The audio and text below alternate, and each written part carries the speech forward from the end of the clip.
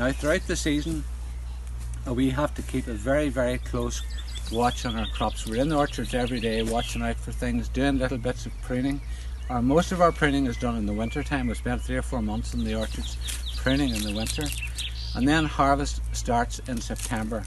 And because the Bramley is a very high quality apple, it has to be hand harvested, so we rely on labour, a lot of labour to do that. It's a very labour intensive job. Apples have to be picked and handled just as carefully as you would handle an egg, and those are pulled into large crates which hold 1/3 of a tonne, and they go off to the factory where they're graded. And of course there's cold store. Using cold store facilities and low oxygen regimes, you can store apples really 12 months of the year, so you can level out the supply to the market. Now there are 3 main outlets for our apple.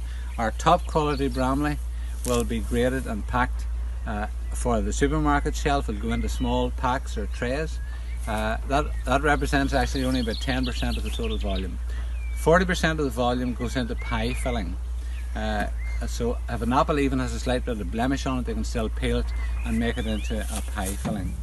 And then the lower quality apple, or the windfall apple indeed, will also go, that'll go for juice or for cider.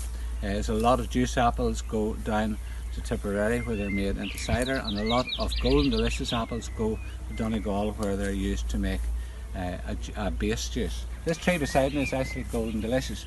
And we have to plant, as well as Bramley, we have to plant other varieties through the orchard, because Bramley is a triploid. It won't produce fruit of itself. It has to receive pollen from another variety. So we intersperse golden delicious and crab apple and other varieties through the orchard, and we rely on the bees and the other pollinators to do that pollination.